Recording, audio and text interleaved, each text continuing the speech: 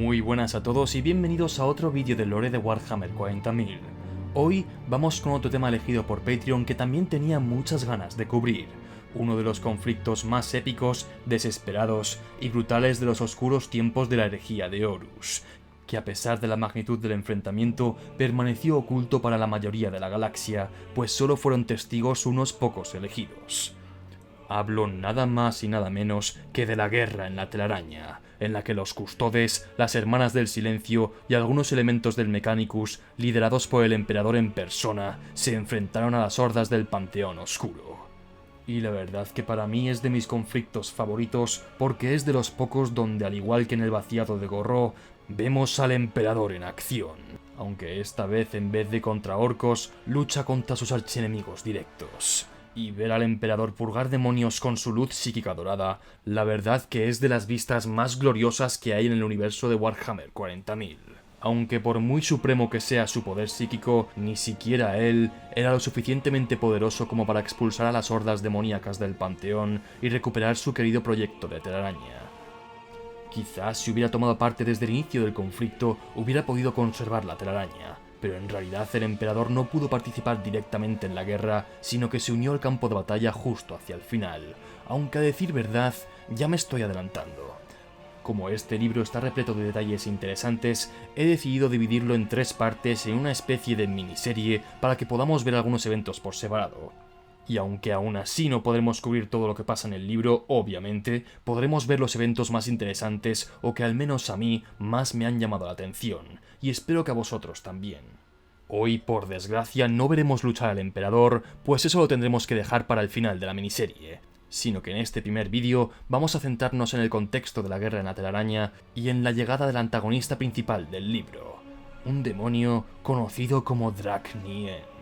Antes de empezar, tan solo quiero advertiros de que en esta serie de vídeos haremos bastantes spoilers del libro, y voy a ir alternando citas directas con mis propios resúmenes, así que si no lo habéis leído ya, os recomiendo que lo hagáis antes de ver estos vídeos porque está repleto de un montón de perlas del trasfondo y secretos acerca del propio Emperador.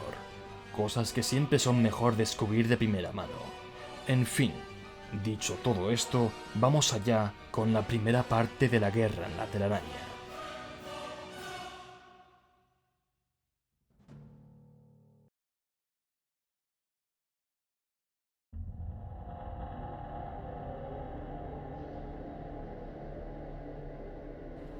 Una vez que el primarca Magnus el Rojo irrumpió en la telaraña para intentar avisar a su padre de la traición de Horus, el proyecto del Emperador para ofrecer una alternativa a la disformidad para viajar a través de las estrellas y salvar a la humanidad de sus depredaciones estaba completamente condenado al fracaso. Los demonios y la esencia de la disformidad comenzaron a inundar sus túneles y el propio trono dorado quedó irreparablemente dañado, forzando al Emperador a permanecer sobre él para mantener el portal disforme estable y evitar que se convirtiera en un nuevo ojo del terror. Como ya he mencionado en otros vídeos, esta fue la razón por la que el Emperador no pudo tomar armas e ir a acabar con la rebelión de Horus en persona antes de que cogiera impulso, pues se encontraba demasiado ocupado en el trono tratando de rescatar su proyecto más ambicioso. El proyecto que por fin salvaría a la humanidad y la elevaría a otro nivel de existencia. Y lo que es más, tampoco podía salir a liderar a sus custodes y a las Hermanas del Silencio en persona para liberar la telaraña, pues el trono, ahora dañado sin remedio, requería su ininterrumpida presencia. Sin embargo, a pesar de poder estabilizar el portal disforme al permanecer sobre el trono, los demonios no cesaron de invadir la telaraña. En su desesperación y engañado por Tzeentch, Magnus, en un acto de inconmensurable soberbia y arrogancia, había cometido el error más grande en la historia de la humanidad, y ahora los archienemigos del Emperador tenían una puerta abierta hacia la telaraña y hacia el propio trono de Terra. Ay, pobre Magnus. Tan solo quería avisar a su padre, pero al final acabó destruyendo su proyecto más importante para la humanidad, condenando a toda la especie a un futuro despiadado y atando de pies y manos al único ser de la galaxia que podría arreglarlo todo. No sería exageración alguna decir que el Emperador respondió a la amenaza con un ejército compuesto por las fuerzas más élite de todo el Imperio. Por un lado estaban los 10.000 custodes, los propios guardaespaldas del Emperador, imbuidos con sus mismos genes y creados con la bioingeniería más refinada, tan solo superados en proezas físicas y mentales por los primarcas. Por el otro estaban las Hermanas del Silencio, también conocidas como las Hijas del Abismo o el Anatema Sicana, el cuerpo militar de guerreras desalmadas portadoras del gen paria, que gracias a él repelen activamente el poder psíquico y la energía disforme como tal, con lo cual efectivamente son la mejor arma contra los psíquicos y demonios que existe, pues su sola presencia es suficiente para dañar a los más fuertes y disipar los demonios menores. Sumado a todo esto, están los miembros del Mechanicum conocidos como los Unificadores, una facción del Mechanicum creada bajo las órdenes del Emperador para asistirle en secreto a explorar y reparar los laberínticos túneles de los Eldari, lo cual fue todo un privilegio para los adeptos del Mechanicum de esta facción poder ayudar a la Omnisaya en su gran trabajo. Fueron los Unificadores quienes primero sintieron la llegada de las Hordas del Caos, contestando con sus ejércitos convencionales de Skitari, servidores y autómatas de combate como los Castellax o los Talaxi, titanes convencionales, además de algunas de sus tecnologías más preciadas y valiosas, como los temibles titanes psíquicos de Lord o Sinister, unas auténticas reliquias del dios máquina que escupen torrentes de energía psíquica, abriendo vórtices a la disformidad para llevar a los demonios de vuelta a su hogar. Y además de todo esto, quizás algunos os estéis preguntando por qué el emperador no mandó regimientos del ejército imperial con miles de millones de soldados mortales para tratar de frenar la marea del caos. Sin embargo, digamos que la mente mortal ya de por sí sufre para comprender la imposible física de la telaraña, confundiendo y desorientando a cualquier humano que entre en sus confines. Y si ya de por sí el entorno deja a la mente humana sobrecargada, digamos, combatir contra un ejército interminable hecho del material de las pesadillas y la locura es suficiente para acabar con la cordura de cualquiera y convertirlo en una cáscara balbuceante o un pozo de desesperación aullante mientras es descuartizado vivo. O peor aún, podrían ser contagiados con la corrupción del caos y volverse contra sus propios aliados. Como veis, enviar ejércitos humanos convencionales en todo caso sería regalar más números al ejército del Panteón, con lo cual no es una opción muy viable, digamos. Este gran contingente de fuerzas élite apoyados por los Unificadores estaba liderado respectivamente por el tribuno de los Custodes en ausencia de Constantin Baldor, Genetia Kroll, comandante de las Hermanas del Silencio, y por último la Arquimendrita de los Unificadores del Mechanicum, quienes organizaron sus fuerzas contra las huestes del Panteón, luchando una de las guerras más sanguinarias de la herejía de Horus durante 5 largos y brutales años.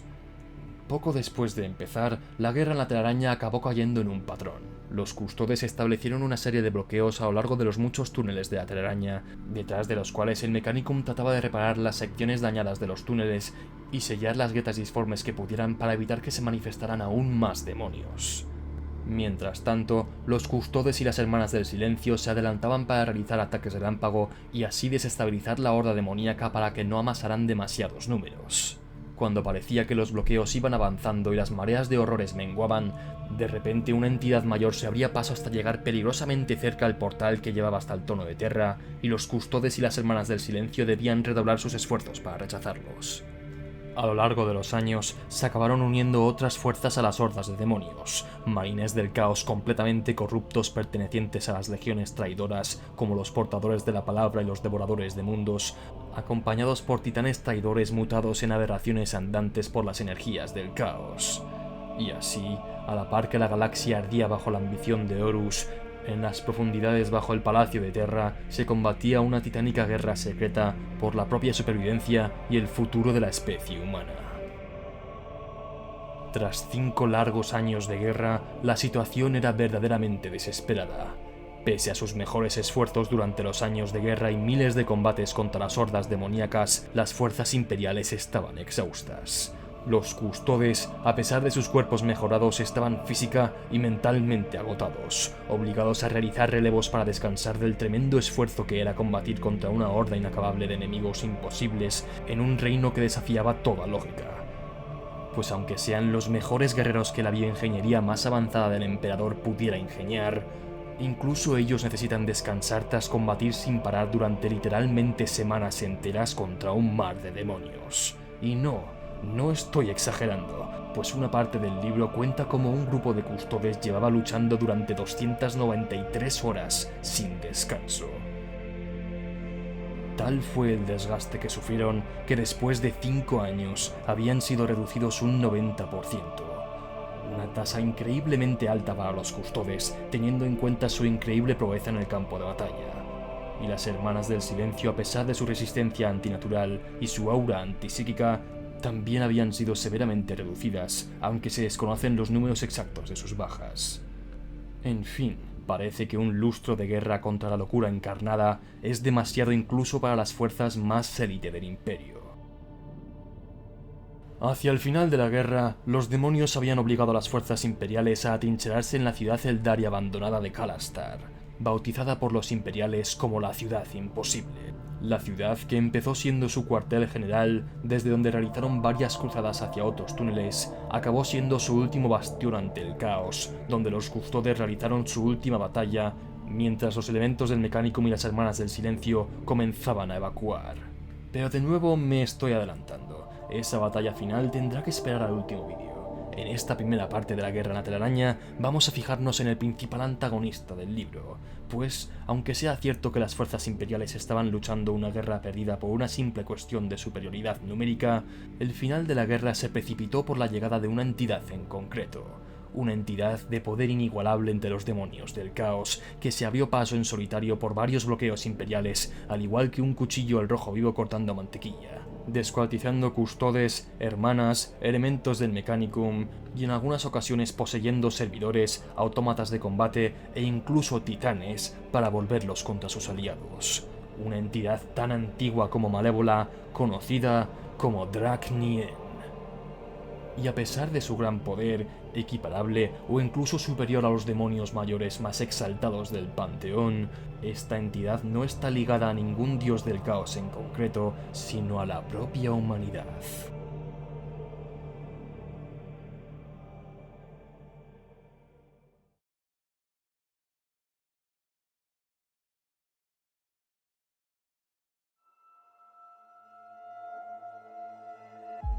Veréis, Draknien fue engendrado durante la lejana antigüedad, cuando la humanidad aún adoraba al sol como un dios y daba sus primeros pasos como especie. Draknien fue el resultado de un acto de lo más oscuro.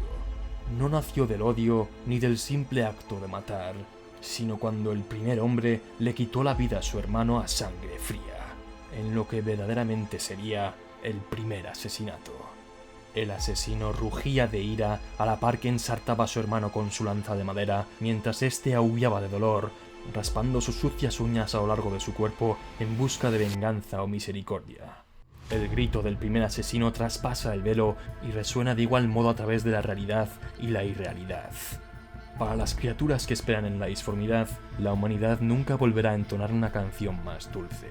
Tras el velo, ese grito cobra una miríada de formas, todas ellas de variedades desenfrenadas e infinitas. Las frágiles leyes de la física que gobiernan el universo material con tanta frialdad no tienen ningún poder. Aquí, esos códigos vinculantes se fracturan en diversas quimeras. Aquí, el mismísimo tiempo acude a morir. Se hunde sin cesar, chocándose, disolviéndose y transformándose en una tormenta continua. Fractura una tromba de gritos distintos que todavía no han sido emitidos en voz alta. Perfora la carne llameante de fantasmas aulladores, sumándose al tormento de aquellas almas peridas y desamparadas. Atraviesa con su filo una enfermedad que los remedios humanos extinguieron 26.000 años atrás, y sigue, y sigue, y sigue. Choca con sucesos que todavía no han ocurrido y que no ocurrirán durante media eternidad.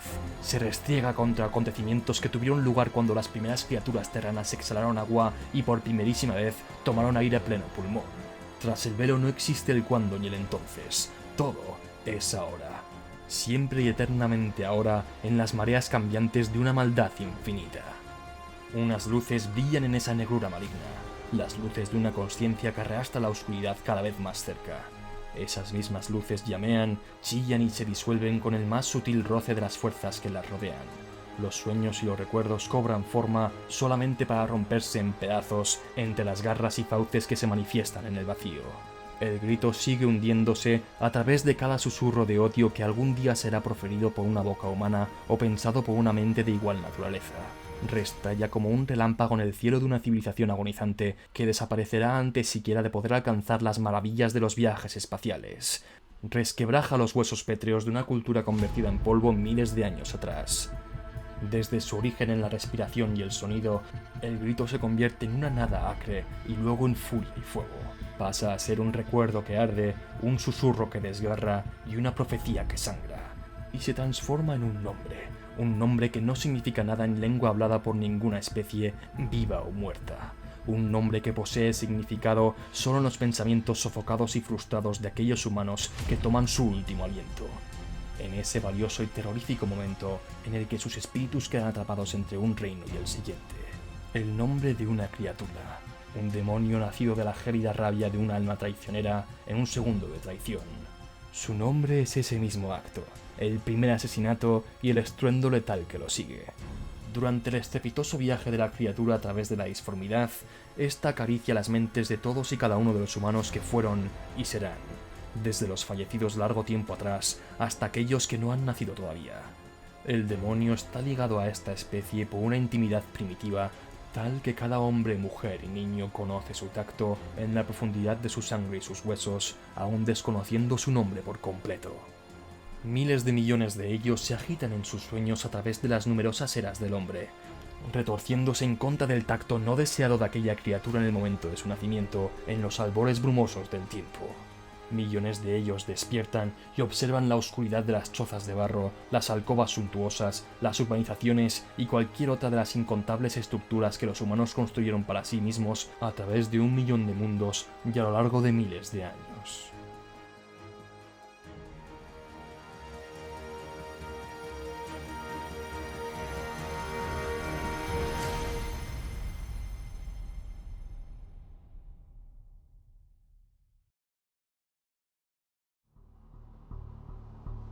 Y bien, ahí tenemos los orígenes de esta entidad demoníaca tan excepcional, el resultado del primer asesinato a sangre fría, que puede que sea una referencia a Caín y Abel, pero desde luego deja claro su íntima relación con la humanidad.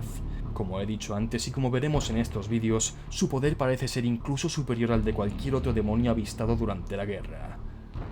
Y esto quizás sea un tanto relativo, pues en verdad soy de la opinión de que más que una escala de poder medida en fuerza bruta o jerarquías algunas, al igual que muchos en la comunidad, me decanto por la idea de que el poder de los demonios se mide a un nivel conceptual. Y este demonio, al encarnar el odio asesino de un humano hacia otro, la traición de las leyes morales más primordiales, como romper la unión de la hermandad de forma tan vil, digamos que tiene bastante resonancia en la disformidad. Está ligado a nosotros de forma inseparable y a lo mejor por eso es tan poderoso y letal, al menos para los humanos. Quizás si se lo encontrara a otra especie este demonio no sea tan poderoso y no podría ejercer todo su poder al no estar ligado a ellos, pero en cuanto a la humanidad se refiere, Draknien puede que sea la entidad más peligrosa para toda la especie. También lo de que su nombre nazca a partir de los gritos del asesino y de la víctima mezclados en una unión macabra, por un lado tiene sentido y me fascina bastante, pero por otro me hace bastante gracia también, porque no puedo evitar imaginarme la escena de un hombre prehistórico gritando "Drag" mientras mata a su hermano con una lanza, y este último gritando "Nian" mientras se le escapa la vida de los pulmones, ya que según el libro literalmente fue así como pasó, ahora enseguida lo veremos, pero en fin, ya me estoy yendo por las ramas otra vez. Lo importante de este primer pasaje del libro es cómo nace este demonio y la estrecha conexión que tiene con la humanidad. Y como ya he mencionado varias veces su gran poder, veamos algunos ejemplos de ello con un par de pasajes más donde Draknien se manifiesta en la telaraña y comienza su cacería.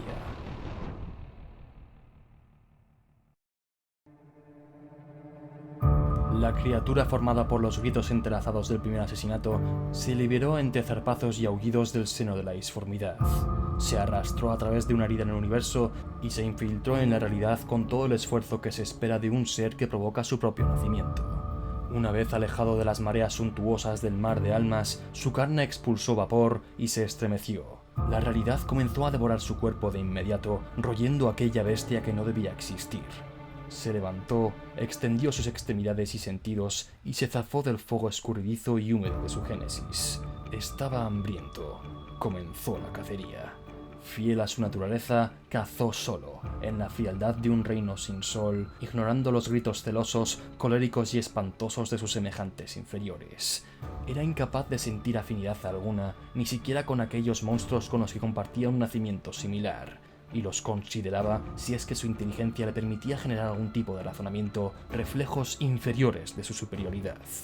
La existencia de aquellas criaturas y las flaquezas que sufrían no eran nada, mucho menos que nada. Si algún erudito imperial hubiese conseguido introducirse en el cráneo de aquel demonio y hubiese hallado dentro un cerebro que diseccionar en busca de respuestas, la mente de la criatura habría quedado al descubierto como un nodo de percepciones sensibles abrumadoras. Un animal puede cazar por el movimiento de su presa o por el olor de su sangre, pero el demonio no comprendía tales rastros desdeñables de olor, visión o sonido. Él no cazaba mediante los mecanismos rudimentarios de los cuerpos de sus presas, sino guiado por la luz de sus almas. El monstruo se movió sin ser visto por los enormes túneles y cámaras, corroyendo a su paso el material arcano que construía aquel reino antinatural. No llevaba ninguna arma. Si necesitaba una cuchilla o un garrote, crearía uno con su propia esencia y lo utilizaría para abrir por la fuerza los caparazones quebradizos de sus víctimas y darse un banquete con la vida que albergasen dentro. Lo más probable es que confiase en su propia fuerza, en sus garras y en sus fauces. Con ellas tendría suficiente para cualquier tipo de presa, exceptuando las más duras, las que habían sobrevivido cuando la criatura se había encarnado en el pasado para cazar en otros mundos. Poco tardó Draknien en localizar a sus primeras presas, unas pequeñas motas de esencia vital que casi no se merecían su atención, pero valdrían la pena para su primera cacería. La primera alma desgraciada en detectar al demonio fue la servidora AL-0-0-GI-023-0023, que de ahora en adelante llamaremos AL-141 porque es un nombre jodidamente complejo si no eres un tecnosacerdote. Así que eso. AL-141 fue condenada a su servicio por asesinar al supervisor de su forja durante un disturbio causado por escasez de comida, lo cual es todo un clásico en el Imperio, pero digamos que lo poco que queda de su mente enseguida deseará haber muerto de hambre. AL-141 era parte de una patrulla de servidores fronterizos para detectar amenazas que se acercaran a la ciudad de Kalastar, y por suerte o por desgracia, aunque bueno, ¿a quién estamos engañando? Por desgracia, la servidora detectó una anomalía en su escáner y comenzó a rastrearla, activando así al resto de su patrulla, quienes se aproximaron para sumarse al rastreo. Poco después, sus sistemas localizaron la anomalía, registrándola como poco más que una amenaza nebulosa. AL-141, al ser la servidora líder, envió 3 pulsaciones de ruido blanco a través de una subrutina para avisar de un estado de alerta a su controlador y abrió fuego con el volter pesado que sustituía su brazo derecho. La servidora ancló sus piernas al suelo para compensar el retroceso de su volter, que era tan fuerte como para partir sus dientes en fragmentos que chocaban entre sí y se clavaban en sus encías.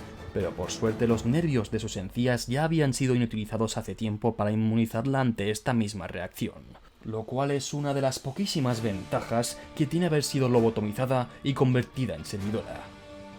La criatura emitió un rugido que sacudió los cuerpos de los servidores, a la par que se movía como un fantasma entre los edificios abandonados del puesto de avanzada Eldar. Los servidores continuaron con su descarga de proyectiles explosivos, pero ninguno parecía estar registrando impactos, y cuando perdieron de vista el objetivo, AL-141 calculó que la criatura debía haber recibido entre 23 y 44 disparos de volter pesado, y en principio ya no debería poder moverse. Pero el registro de disparos certeros seguía siendo 0. Desde su escondite, donde no podía ser detectado por los servidores, el demonio se impulsó con rapidez sobrenatural y hundió una de sus garras compuestas por cartílago e ícor en el pecho de la servidora líder, destruyendo su motor monoprogramado y el único pulmón orgánico que le quedaba. En su agonía, trató de decir «enemigo localizado», pero lo único que salió de su boca eran fragmentos de dientes rotos y sangre, dejándolo hecho una ruina de pedazos ensangrentados, vísceras y metal sobre el suelo neblinoso de la telaraña. Gracias al proceso de lobotomización, la servidora ni siquiera era consciente de que había sido descuartizada, y seguía tratando de disparar sin saber que su arma ya no estaba en funcionamiento. La criatura atacó 3 veces más, partiendo las frágiles armaduras del resto de servidores para llegar a la carne blanda de su interior. Sin embargo, la sangre que derramaba le resultaba impura, manchada con aceites mecánicos y corrompida por la naturaleza de los procedimientos de reconversión cibernética. La servidora líder milagrosamente continuó con vida durante 2 minutos más, tratando de avisar a su controlador de la amenaza, pero sin pulmones ni garganta, carecía de medios para emitir su aviso a través del canal de voz. Y en sus últimos momentos de agonía, tan solo podía sentir la proximidad de la criatura, que cambió su forma para agazaparse y darse un banquete con los restos de sus compañeros. Sin embargo, la sangre de estos seres, completamente desconocidos para el demonio, le resultaron de un sabor ceniciento y no lograron conservar su interés. Así pues, extendiendo un par de enormes alas negras, marchó en busca de almas más fuertes y sangre más fresca, dirigiendo sus atenciones hacia una ciudad muerta que en los últimos años había sido reclamada por nuevos invasores.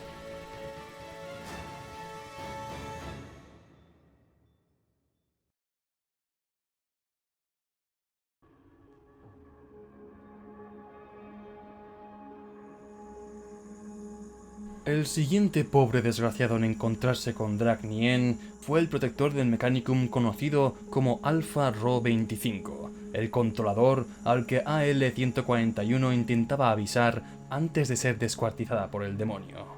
Alpha Rho 25 había sido asignado a los unificadores para supervisar las tareas de reconstrucción de la telaraña y reforzar las defensas en los túneles más periféricos de la ciudad imposible de Kalastar, y ahora debía supervisar la retirada. Durante sus 5 años en la telaraña, Alpha Rho 25 había tomado parte en 1683 escaramuzas distintas contra las entidades de la disformidad, y lejos de quedar abrumado por supersticiones, veía a estos demonios como nada más que entidades de origen incorpóreo que habían roto las barreras entre el plano etéreo y el universo material. En otras palabras, para él simplemente eran alienígenas, una especie de senos perteneciente a la disformidad, lo cual tenía su parte de verdad, aunque por otro lado estos demonios eran mucho más agresivos que cualquier otra especie que Alpha Rho 25 se había encontrado en su vida, y aunque sangraran no era garantía de que fueran a morir, e incluso había algunos que ni siquiera sangraban, cosa que le perturbaba bastante. Aparte de esto, la imposible física del reino Eldari seguía ejerciendo presión sobre sus percepciones.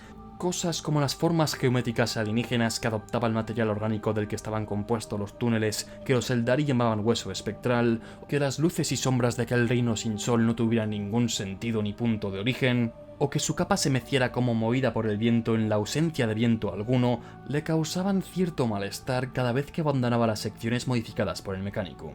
Un malestar del que debería estar por encima con sus mejoras cibernéticas, pero a pesar de ello, roían a lo que quedaba de su humanidad. Alpha Rho 25 había recibido informes de que varios servidores y puestos avanzados habían quedado silenciados tras entonar rezos de violencia y fallar en destruir su objetivo. Algo, una entidad en particular, estaba poniendo a prueba sus defensas. Varios protectores habían sido despachados a otros túneles donde había pasado lo mismo, pero Alpha Rho 25 fue el primero en llegar a su destino, contemplando el cadáver de AL-141 y el resto de servidores masacrados, que misteriosamente aún continuaban vertiendo su sangre, pues al parecer la niebla dorada de la telaraña debía causar algún efecto de preservación, ya que también sus órganos internos expuestos a la intemperie seguían húmedos a pesar de que el ataque había ocurrido hace horas. Unos metros al norte se encontraban los restos de autómatas Talaxi que habían sido despachados en respuesta a la amenaza, pero por lo visto habían sido aniquilados con la misma brutalidad que los servidores. Mientras los servocráneos que lo acompañaban escaneaban sus alrededores en busca de amenazas, Alpha Rho 25 terminó de analizar la escena de la masacre y se agazapó sobre el cráneo roto de AL-141 para cosechar sus últimos pensamientos, abriéndolo con una sierra e insertando un pincho de datos prensil en uno de sus puertos para extraer la información necesaria. Sin embargo, de entre toda la información recibida, no había ninguna confirmación visual de la entidad que los atacó. A todos los efectos, había estado disparando a la nada. Otro dato curioso es que la servidora dedicó sus últimos pensamientos a los llantos de sus hijos que le habían sido arrebatados cuando fue llevada a ser reprocesada. Información que el protector descartó como irrelevante, un fallo emocional tedioso fruto de una máquina imperfecta al experimentar la muerte. Draknien, por su parte, se detuvo en su exploración de los túneles, detectando con sus sentidos antinaturales un alma que lucía más brillante que las que había consumido hasta ahora. Podía percibir todos los humanos que habían causado muerte y derramado sangre, y este desprendía un aura con sabor a muerte que le atraía como un tiburón hacia una gota de sangre. Cuando Alpha Rho 25 se levantó para repetir el proceso con el resto de servidores, uno de sus servocráneos se detuvo y tras unos segundos comenzó a sonar repetidamente, aunque los datos que enviaba el protector tan solo alertaban de movimiento inhumano sin especificar. En otras palabras, actividad demoníaca. Alpha Rho 25 cerró su ojo humano para detectar la amenaza con su ojo biónico, que comenzó a cambiar de un filtro visual a otro, pero aún así no alcanzaba a ver nada más que las ruinas del puesto de avanzada Eldari. A la vez que buscaba su objetivo, comenzó a activar los 9 autómatas de combate Castellax que había traído consigo, que de inmediato formaron un círculo a su alrededor con protocolos de búsqueda y destrucción. Su ojo biónico seguía probando diferentes filtros mientras desplegó sus mecadendritas portando sus 4 armas principales en menos de un segundo. El último filtro que probó, que en vez de una representación visual mostraba datos binarios precisos, por fin funcionó y los autómatas de combate activaron sus 9 cañones Volter en un estallido de fuego. El demonio se manifestó en el ápice de su cacería, convirtiéndose en una cosa hecha de garras, hojas y espinas, el propio concepto de la evisceración hecho carne. Rugió su nombre y descendió sobre sus víctimas con alas de fuego. La primera y última acción que Alpha Rho 25 tuvo tiempo de tomar fue enviar un pulso de datos audiovisuales a sus supervisores en menos de lo que tardó su corazón en dar un latido. Sin embargo, no tuvo tiempo de nada más, pues las fauces y garras de la criatura se cerraron en una alineación imposible de chasquidos desgarradores, partiendo al protector en casi 30 pedazos a la par que fueron engullidos, cayendo por sus múltiples gargantas hasta llegar a los ácidos de su estómago, con la mala suerte de seguir con la suficiente consciencia como para experimentar unos segundos de dolor trascendental, a la par que comenzaba la digestión del demonio. El mensaje del protector tardó menos de un minuto en llegar a su destino, a la par que Draknien se alzaba sobre los restos de los 9 autómatas de combate y regurgitaba la escoria derretida de las mejoras biónicas del protector. Los altavoces del puesto donde se encontraban sus supervisores emitieron el mismo sonido rugido por el demonio al cumplir su cacería. El terrible sonido alienígena que resonaba con los gritos del primer asesino y su víctima sonaron 3 veces en la sala, como si fueran los cánticos de algún ritual pagano.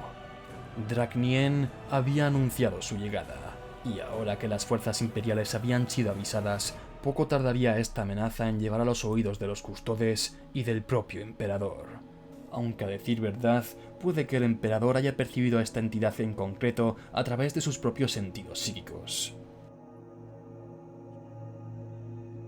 Para mí lo más fascinante de esta primera parte del libro, que básicamente es el primer capítulo, es la descripción de cómo se crea un demonio a partir de las emociones extremas de los mortales, cómo la brutal ruptura de los lazos de la hermandad, la traición y el asesinato a sangre fría son capaces de engendrar una entidad disforme tan poderosa, pues como sabemos, las acciones en el plano real repercuten en la disformidad.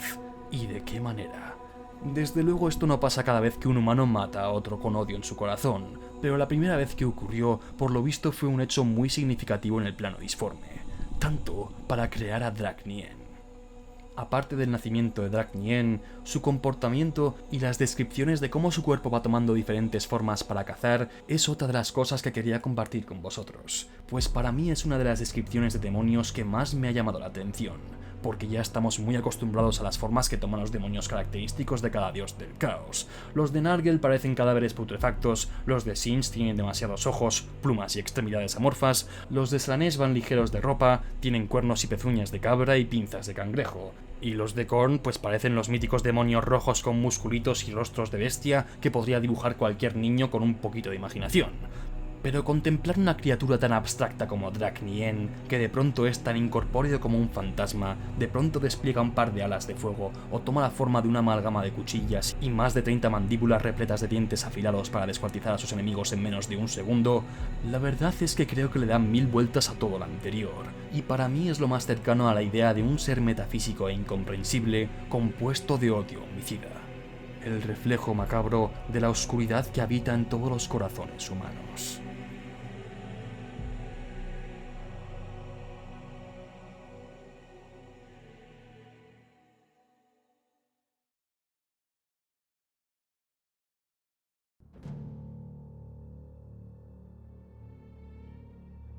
Y bien, como ya hemos visto un poco el contexto de la guerra en la telaraña y la llegada de Dragnien masacrando servidores lobotomizados y un pobre protector que no sabía a lo que se enfrentaba, creo que con esto es suficiente para la primera parte de esta miniserie. En la segunda parte conoceremos al líder de los custodes, Ra Endymion. Veremos sus conversaciones mentales con el emperador, los secretos que éste le revela y cómo los custodes tratan de dar caza a la malévola entidad que ha comenzado a desarticular sus defensas. Si os ha gustado este vídeo, darle al like, suscribiros, darle a la campanita y considerar apoyarme a través de Patreon si queréis ayudarme a decidir la temática de mis vídeos y salir en los créditos. Y tampoco olvidéis dejar un comentario con vuestras opiniones e impresiones, que todo eso ayuda un montón a que siga creciendo el canal. Como siempre, muchas gracias por escuchar. Nos vemos en el próximo vídeo.